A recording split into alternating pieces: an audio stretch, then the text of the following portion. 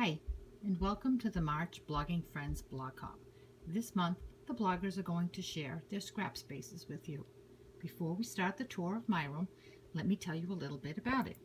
It's in an unfinished basement, which means my walls are cement and my floor is cement, but I do have a rug on it.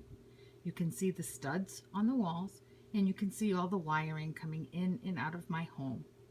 I hope someday to have it fixed and be a nice finished room, but for now, it works just fine for me.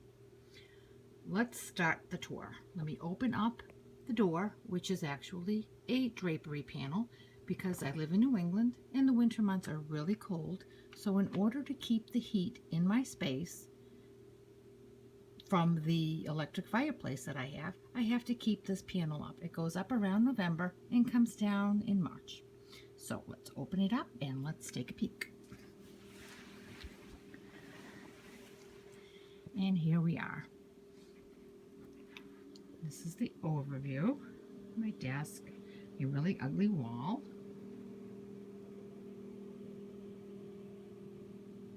My other walls made of draperies. It's a good size room. It's about 14 by 14 or 16 by 16 or something like that. Excuse me. So I do have a lot of space. All right, let's get into some detail. Right behind my curtain, I have my Fenway Park painting. I made that at a girls' night out, a paint and wine thing. We're from Boston, City of Champions. We go to a lot of sporting events, so there is quite a bit of sporting memorabilia in my room. This unit here holds all of my Sizzix die cutting and embossing stuff. I do like to keep all of my supplies, like things together, so this cabinet has everything that I need when I'm embossing or die cutting. My Big Shot machine, my Sidekick, Texture Boutique, and then the containers that hold the embossing folders, the die cuts, the Thinlits, excuse me, and the boxes have individual dies that I've picked up and accumulated over the years. And I also have the supplies that go with that, all the different crease mats, magnetic plate, the acrylic pads, and whatnot. On top of the unit, I have a very original Cricut Create. I never upgraded it to a newer model because I don't use it often at all, and this works just fine for me. Behind that, I have a handful of cartridges and just little favors that I've made or people have made for me. Next is my Boston Bruins bag. Next is my desk. The desk is a coated MDF board that I had custom cut at Home Depot. It measures 6 feet long by 2.5 feet deep. It's a good size. And the legs are made up of 4 of the stacking cubes. This one, the 2 legs open up to the front, and then 2 legs that open up, 2 cubes, excuse me, that open up to the back. Those are things that I really don't need to get to too often. But these cubes are things that I reach for all the time. I have my Stampin' Up! Adhesives, my non-Stampin' Up! Adhesives, my bling, washi tape, things like that. Again, all my embellishments, they're all sorted together. On top of the desk, I have the unit that holds my Spectrum Noirs. I have all my markers and then all of my colored pencils. And then this little box that I absolutely love. It's my scrap box. It has only Stampin' Up! Colors in there. There's a tab for each one of the Stampin' Up! Colors. They are filed alphabetically.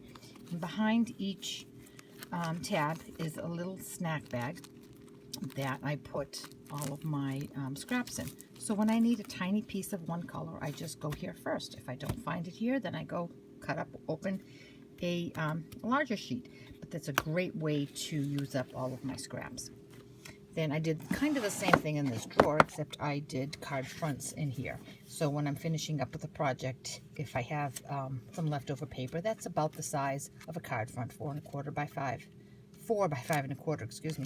I cut it and put it in here, and I'm ready to go when I need a card front.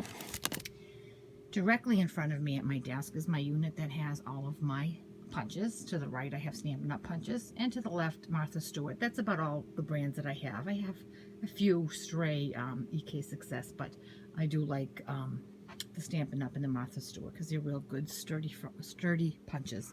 I have my bucket of tools here, ruler, tweezers, glue pens, spatula, my bucket of scissors, and then this little contraption here just holds my sanding block, things that you don't really have a specific place for, but you use all the time. So I leave that there. Then under the desk, you can never let any storage space go to waste. I have other things that I need kind of quickly. I have my ATG guns there. I have boxes with my chipboard, my other acrylic stamps that aren't Stampin' Up. And that cardstock there is not Stampin' Up cardstock. It's paper that I've had forever, and I use it when I'm trying out a new technique, or if I need to mat a scrapbook, pictures on a scrapbook page or something like that. Then on the top of the right side of me, I have my ink carousels, and they are arranged by color. These are all the Regals with the inkers on the top, so I have the 4 color families. And then my second one has the in color families, sorted the same way, by collection, and then inker on the top. And then I have my specialty inks. I have the Memento, the Versamark, things like that. And then I have a few retired ink colors.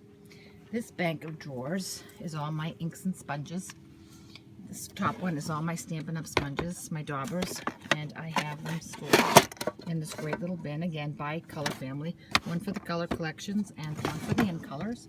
Then I have my embossing drawer, my gun with all my powders, my marker drawer, my Tim Holtz drawer, because I do love my Tim Holtz inks, and my artist trading card drawer, because I do participate in excuse me, a artist trading card swap every month.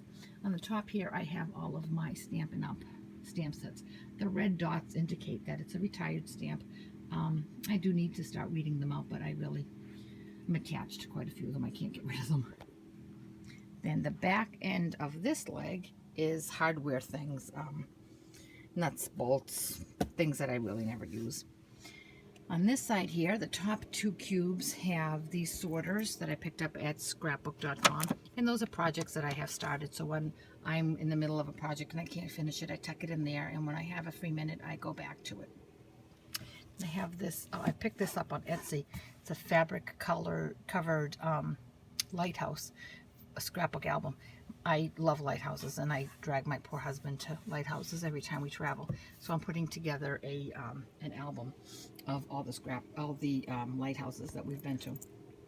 This cube holds all of my Stampin' Up ribbons, and the bottom cube has containers for projects that will most likely become albums in and of themselves.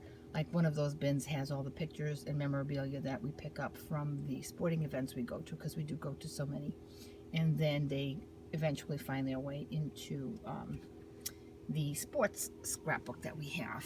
Up here I have my pictures sorted either by occasion or by year, and these 2 drawers hold cards, either cards that I've made at a class, or when I make a card I like to make 2 of the same one to use for the occasion and one to put away for the next time I need one and don't have time to make one. And also my children find themselves scurrying for birthday cards occasionally, and they go into the drawer.